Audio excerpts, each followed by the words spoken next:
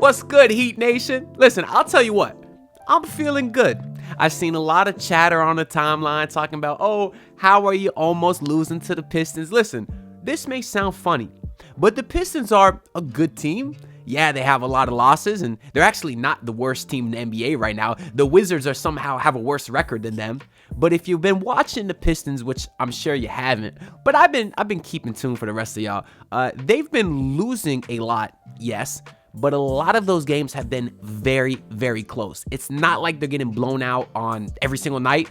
And I think they're a nice team that's trying to put it together, and they've been competitive, and of course they got another competitive game tonight. So this is not me as a Heat fan trying to talk myself into saying, oh, we should feel good about a close game versus one of the worst teams in the league. No, you should feel good because this Heat team has been playing well, and at the end of the day, a win is a win. You know, it's the NBA. You got professionals on the other side. You're not going to blow out teams on any given night, right? Plus, I do think the Pistons played very well today. There's been times where, like, if the Heat are playing very poor and they have an easier opponent coming up, you kind of want them to come out and make a statement game to say they're back. We saw some of that earlier this season. But right now, the Heat have been playing well. So who am I to poo-poo a win, right? Because it's the NBA. Like I said in the podcast a couple days ago, I don't care if you win by 1 point. I don't care if you win by 1,000,000 points, right? They got a dub, and that does move them, I think, within half a game of the Knicks, as Eric Reed was saying. The standings right here aren't updated, but I don't really like to scoreboard watch anyways, because as I always say, you got to win your own games, right? It's not like the last week of the season where you need some help. If the Miami Heat lose tomorrow, or I think the Heat play tomorrow versus some bum team. I should look that up. Or they play, they play the Mavericks coming up, actually. I heard Luka might get suspended. Did he get like enough technicals? I don't know about that, but either way, the Heat have the Mavericks coming up, then OKC, then Washington. So let's say, for example, the Heat lose to the Wizards, a game they're supposed to win. Well, then it doesn't matter if the Magic lost or if the Cavaliers lost. Speaking of the Cavaliers, they were actually down like 17 in the fourth quarter to the Celtics. And I didn't watch the game. I didn't watch those highlights yet. But apparently, Dean Wade outscored the entire Boston Celtics team in the fourth quarter, which I actually find very funny. And I guess it's good if the Cavs lose for the Heat, but the Heat are like 5 back of Cleveland, so it really doesn't matter anyways. If you do want to talk standings just for the last second, the Heat are currently 1 back of the Knicks, so I guess technically half game back of the 4 spot. So realistically, we'll say the Heat could finish anywhere 4 through 8, 9, but 4 being the best. Anyways, enough about the standings. Let's talk about this actual game where I said I do feel good. That's also relatively speaking to the last post-game video that I did versus the Jazz. I was very sick, and that video was a trip. If you have not seen that video, go check it out because I almost died. But anyways, this game was relatively close the whole time. The Heat were up 3 in the third quarter, and then the Pistons actually went on quite a nice run themselves. Jalen Duren was sitting, Cade Cunningham and Jaden Ivey were doing pretty much anything that they wanted. I think Heat vs. Haters put a tweet out saying they would have liked to seen some Delon Wright tonight, kind of play some defense on those guys. And I was very curious to see when guys get healthy if Delon Wright would find a role here, because I do think he provides something this team could need, right? When you talk about the point of attack defense, especially when you're talking playoff time, when if you play the Knicks, you got Jalen Brunson. Thank God everything's okay with him, by the way. He'll be back soon. If you play a team like the Boston Celtics, who got those guards, or if you play the Bucks, who got Damian Lillard, right? I think Delon Wright could provide a lot of value on this team. But who are you taking out to play him? I don't know. I mean, Terry Rozier kind of had a decent game tonight, was relatively inefficient. We'll get into him. Tyler Hero's not even healthy, and Delon Wright still can't get minutes. You signed Patty Mills earlier today, which I'm happy about. We'll get into him as well. But point is, didn't see no Delon Wright tonight. I think that'll be kind of a theme we see going forward. I don't really think he'll be part of the rotation. But like I was saying, the Pistons guys were cooking a little bit. But after the Pistons got up 7 or 8, the Heat went on like a 15-0 run themselves. That was led by Bam Adebayo. That was led by Terry Rozier. Now, I saw something funny after the Denver game, which was a few games ago. Someone was calling Terry Rozier Airy Terry, because the man had like 4 air balls. I thought that was pretty funny. But tonight she did get a really, really nice Terry Rozier. So obviously the Heat kind of pulled away, and then it was kind of a 3-point game for most of the fourth quarter, but then Jimmy just hit a balls 3 at the end, fadeaway 3, continued his streak of 15 straight games with a 3 now, a career high for him. You know that's something he was looking for, and saved it for the best moment of the game. Him and Duncan actually hit a couple of monster 3s at the end, and that was all she wrote. Now, it was a little concerning earlier because the Heat did shoot the lights out. I will say that just as an overall statement on the game. They were 14 of 31 from 3. That's 45% compared to the Pistons' 28%. And when you outshoot a team that much, you should be winning by more than what the final deficit was. They won by 8 here, but obviously it was a little bit closer than that. So you wonder, why was it so close? Well, the Pistons' 22 free throw attempts to the Heat's 23. You're even there. If you look at the offensive rebounds, well, the Heat had 8 to the Pistons' 10. So not too much of a difference there.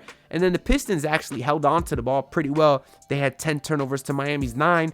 So I don't quite understand why the game was as close as it is. I guess it was probably the 2-point efficiency. Miami shot 49% overall and the Pistons 43%. So just by looking at those numbers, you think the Heat would have won by a lot more, but anyways, like I said, I don't think that's something to be concerned about. Let's go ahead and go through the box score and kind of talk about everyone here and what stood out. Jimmy Butler, very quiet first half with 7 points, but he turned it on when it mattered. That's what he's been doing over the last few weeks now. He said, you know what time it is. It's winning time. It's almost playoff time. It's Jim VP time. And in that fourth quarter, he had damn near 15, 20 points, finished with 26, 6 rebounds, 8 assists on the night, 7 of 13 shooting. So you got the great efficiency from him. Obviously a big layup at the end to go up double digits, or 2 possessions. And then that monster fadeaway 3 that we were talking about earlier. Nikola Jovic played well. Had 8 points, 4 boards, 2 assists, 2 steals. He was all over the place. Never get tired of seeing him get the rebounds and push pace down the court. But he did get ejected, picked up a technical early, picked up a technical late. Was it deserved? Probably. He was yelling at the referee, but he was fine tonight, and that seems to be the solidified starting spot in this rotation, at least according to Eric Spoelstra. Now, Bam Adebayo, 18.7 rebounds, only 8 of 17 from him, which is fine, but in that third quarter, that's when he really took this game over. And for me, that was something that I found very, very impressive. Him was being aggressive, had a crazy and one, was getting the whole crowd hype.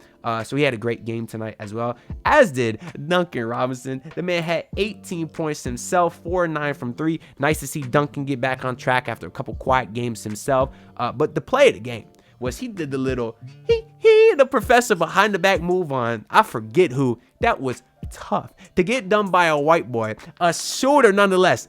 That's embarrassing. He did a similar thing to Wembanyama earlier this season, but that was more of the Smitty, the one hand, half spin.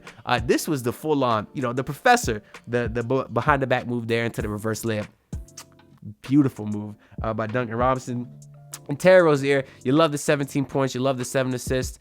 You don't love the 17 points on 17 shots, but I could live with it, still above 40%. And when you're getting the 7 assists to how many turnovers? 3 turnovers, you could live with it. I thought one of them, he had a very bad turnover at the end completely. He was inbounding the ball, completely threw it over everyone on the Heat's head. But he was fine today. And he's been playing well of late too, so I digress. Jaime Jaquez hit some big shots today as well. 11 points for him, 4-7. You love seeing him get a little bit more into the offense. Ideally, I'd love to see him get 9 to 10 shots a game because I think he's that good. But obviously, coming off the bench, that's going to be a bit tough. And I know he's a rookie. Eventually, we'll get there.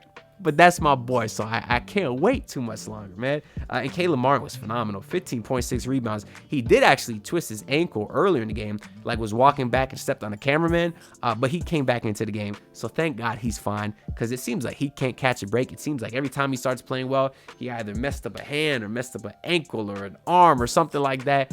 But he should be okay. And then you actually got not too much Highsmith tonight. You got a little bit over Orlando Robinson. 7 minutes from him, 2 points, 5 boards, which was interesting because we said, does Spo prefer him over Thomas Bryant? But then in the second half, we saw Thomas Bryant too. 5 minutes for him, and he didn't do anything except brick a 3. But you just wonder what Spo's going to kind of do with that backup center rotation. Obviously, when Kevin Love gets back, that will be his spot. But without Kevin Love, seems like Spo doesn't really go to either one of those guys. which can work against a team like the Pistons. They still got some size. Obviously, Jalen Duran was very, very awesome tonight. 14 points, 10 rebounds. Isaiah Stewart, not super big, but can get some rebounds himself. But against some better teams, if Kevin Love is out for a while, like you got the Mavericks coming up with Derek Lively off the bench, with Daniel Gafford starting, that team is big.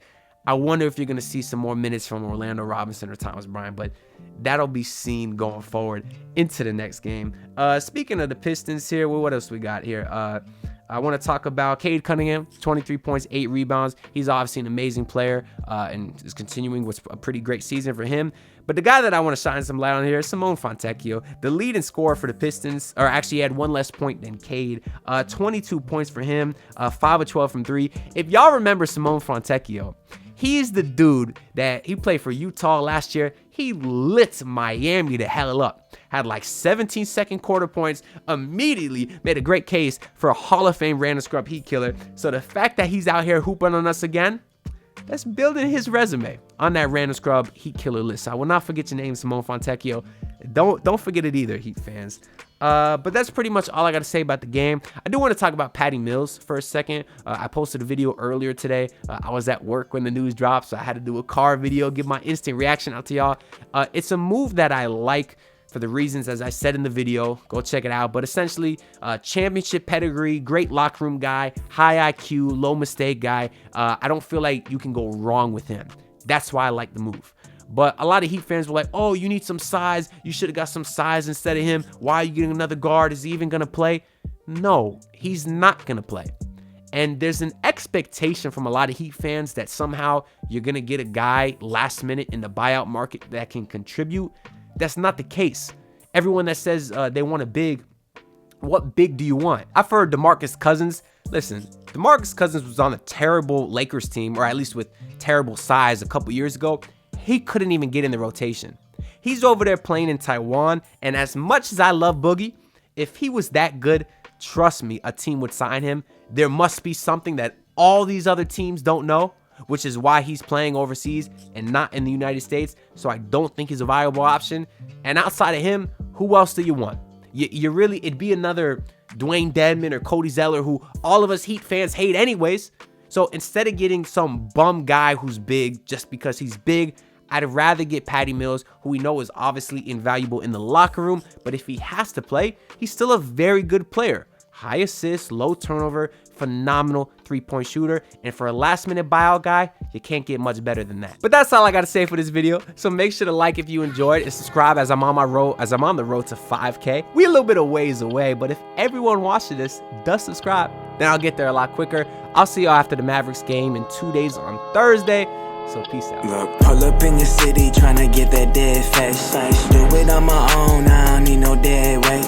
Had to kill him off, yeah, I need a head space. You know this homegrown bitch don't offend me.